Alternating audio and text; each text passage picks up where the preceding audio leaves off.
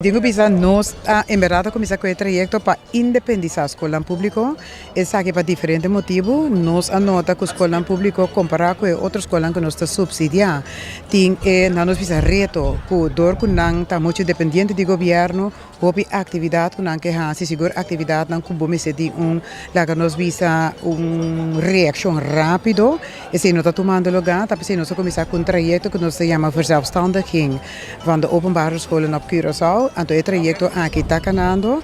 Nós estamos baseados em duas fases. A primeira fase da caminho que nós estamos lá que nós visa autonomia financeira na escola pública. Então, depois, não vai ter provavelmente tipo de local que se chama stichting ou algo similar. Esse nós não está completamente a fora ainda, porque cada lá que nós visa persona jurídica que escolhe tem sua vantagem e sua desvantagem. Então, nós também está estudando diferentes opções que vêm riba mesa agora aqui não, para nós ver qual é nós visa posição final que nós temos que tomar para a independização da escola. Pero tem uma fase mesmo, o qual nós chama interim fase, tem a fase mesmo aqui, não vai ganhar a independização financeira para não poder reaccionar muito mais rápido.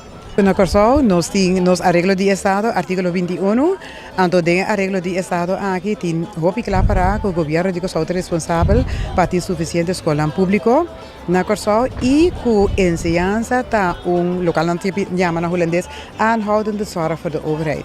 Que mendi nós temos na responsabilidade contínua para zorgen para a enseñança. Então de quadro aqui, em verdade, é ponto aqui está ponto válido. Então tá pensei tampouco nós não tomamos decisão final ainda de qual tipo de organização botem que hinca a escola pública. Porque se você vai hinca de uma fundação sem mais, isso significa que você perde autonomia, você perde autoridade eigenlijk. Então, nós temos medo, verdade, que se você põe na distância de forma aqui, você pode cumprir com o artículo 21. Justamente, se você põe também que ainda nós não tomamos decisão ribeche, porque você tem que ser sumamente cauteloso para você segurar que não nos é meta primordial que tem como governo que o pode cumprir com esta só para ter suficiente escola pública e só para estar acessível para nós jovens. Então, esse aqui é um aspecto que nós temos em conta com ele para o momento que nós vamos tomar a decisão, nós sabemos que nós tomar a decisão mais correta possível. Essa aqui é a Rubiano, o website